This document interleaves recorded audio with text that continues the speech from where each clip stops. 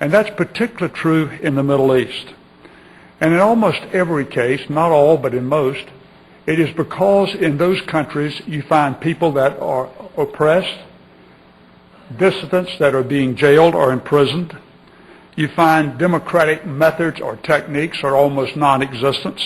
Torture, killing, and imprisonment are commonplace. And in most cases in these countries, there's already a resistance movement of some type going on.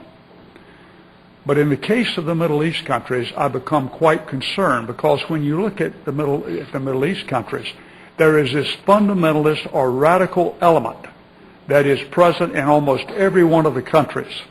And it is an opportunity that the current regime in Iran sees to make a change in control of that country that will allow them to control the region.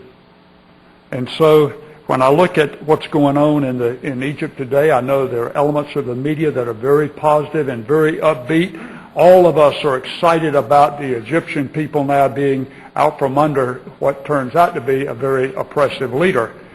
But at the same time, I think we have to be concerned. And I, for one, am concerned about what the future holds. I'm a little more reserved in the media for the following reason.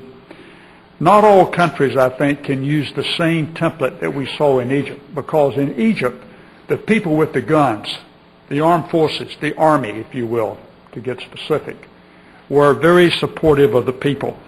They were a very highly respected institution in Egypt, and still are.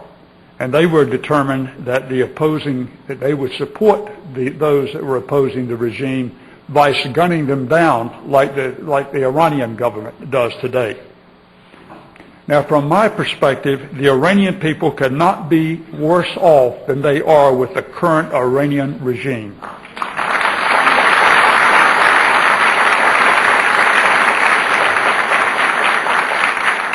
Today, Iran suffers from a regime that is a mixture of theocracy and autocracy, and one that continues to defy the international community. I believe that the Iranian people, both those that are inside the country today as well as those that are living in exile or outside the country,